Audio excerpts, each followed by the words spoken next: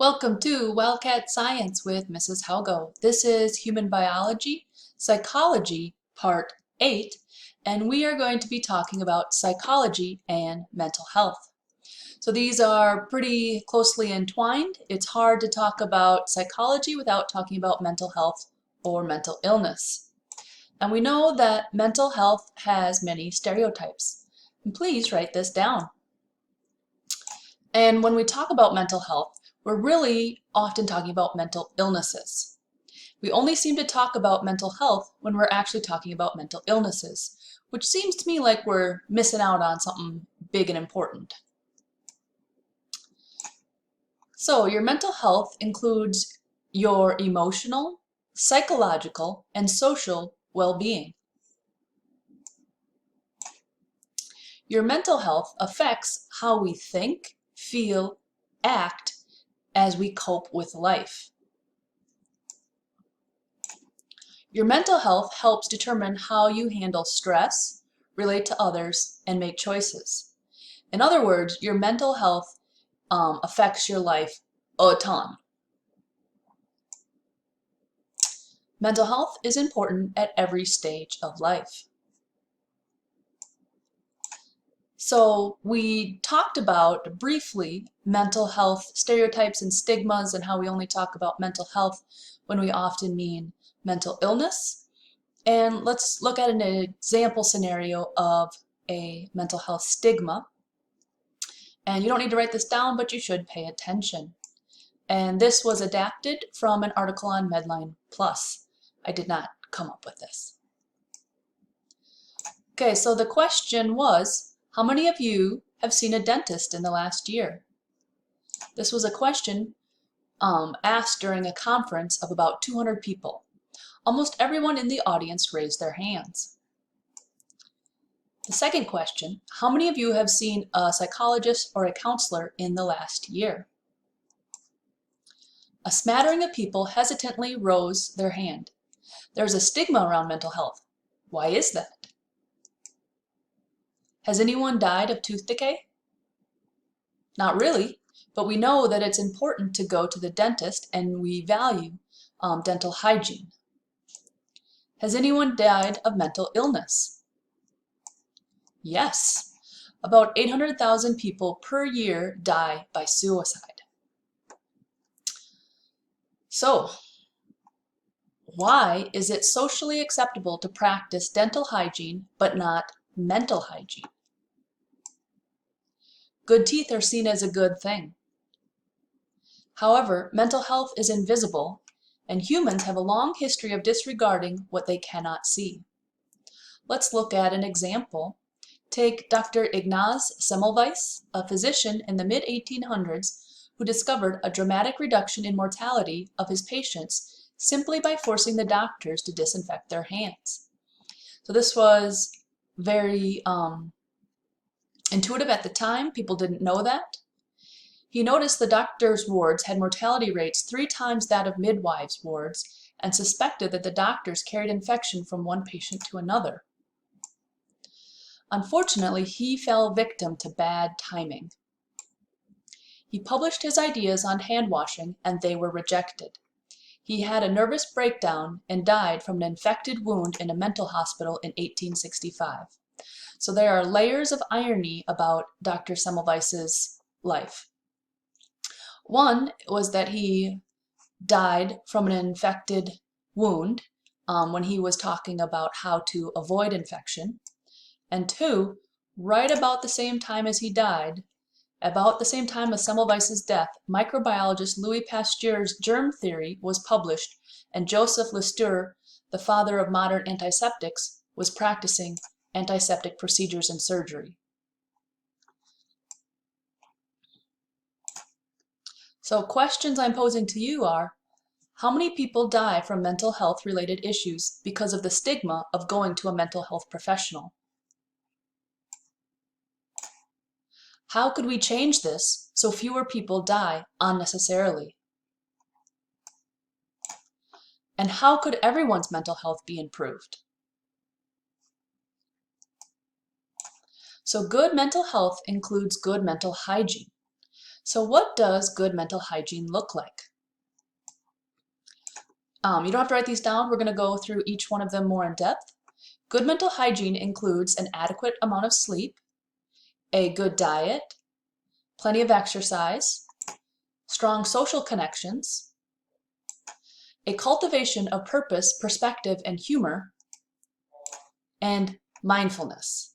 So we're going to go through each one of these in turn, and these are the things that have shown to help with good mental hygiene. So let's jump into them. To have good mental hygiene, one needs to take care of their basics: sleep, nutrition, and exercise. And these are things we need to pay attention to every day. Sleep. How much sleep do you think is good for a teenager? If you said 8 to 10 hours, you are right. Teens need about 8 to 10 hours of sleep each night to function best. And this is sometimes hard to get, and you do have to prioritize sleep, otherwise it does not happen. There are a lot of demands on our time and a lot of things to think about, but again, sleep is a priority, and you may not need to watch your third cat video or check your phone for more updates on social media. Diet, what you put in your body is important. So what do you think a person needs to know about mental health and diet?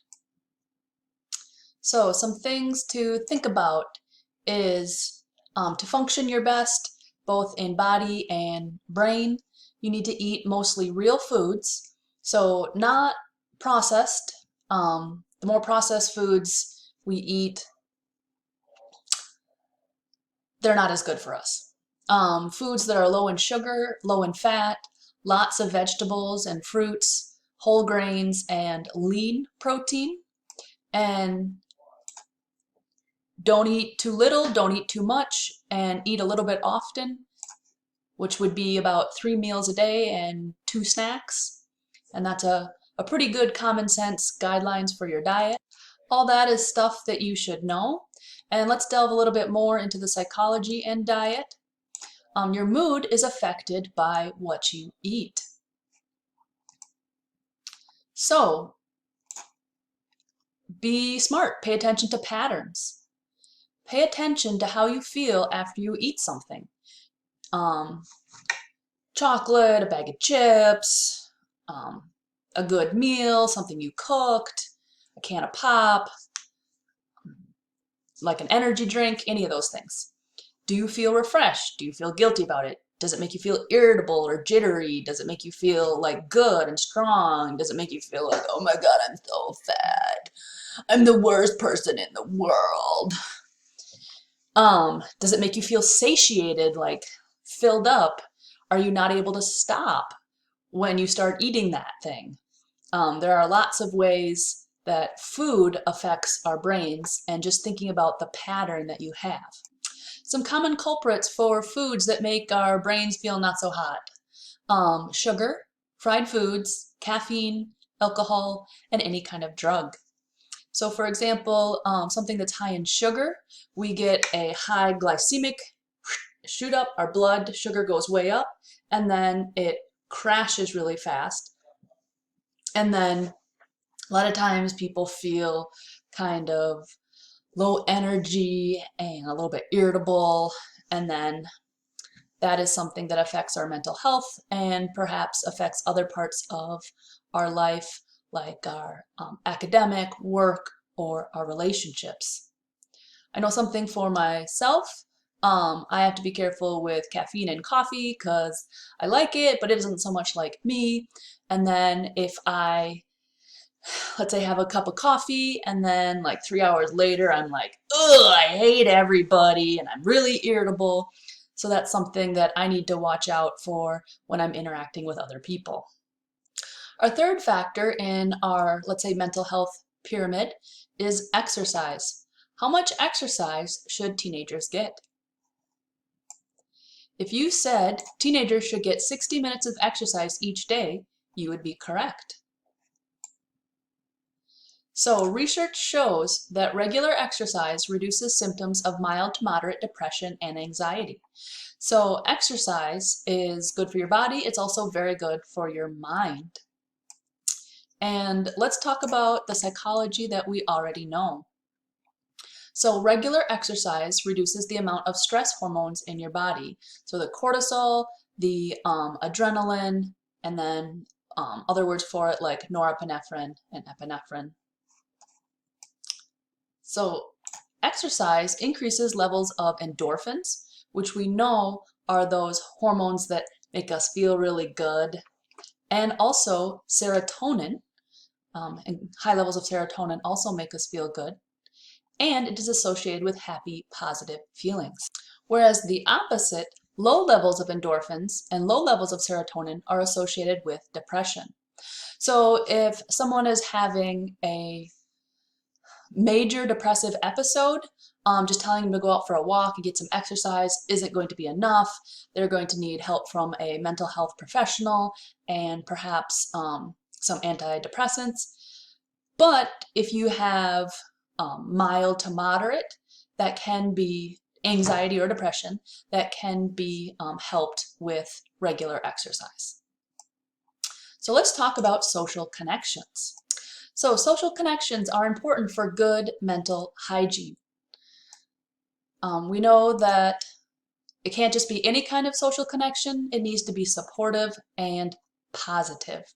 So when you spend time with a friend and they're kind of critical or they're negative and they're always bringing you down or they make you feel really crappy about yourself, that's a good thing to pay attention to because that is not good for your mental hygiene. You want to spend time around people who get you, who understand you, who are willing to listen to you and don't just assume that they know what's going on and they make you feel good. Having a strong sense of community is important. And here is a place where Lafarge is good. I know Lafarge is a small town and it has a very strong sense of community. People are always willing to come out and help each other when it's needed. So sometimes as a teenager it's hard to grow up in a small town, but this is one of those instances where it is quite helpful.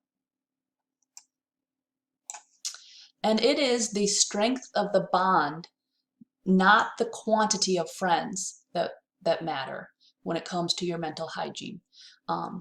Having one friend who just really gets you and makes you feel good and listens to you is way better than having 1,000 friends on social media. Which brings us to our next point, social connections and social media. So social media does not replace face-to-face interactions because there are very complex physiological responses, but it's good for staying in touch and keep ties in between face-to-face interactions. So that is where we're going to dive into on our next video. And just to recap, we talked about the factors that affect mental hygiene, our basics: sleep, diet, exercise, and then we got into social connection and its effect on mental health. Okay, I'll see you next time. Bye.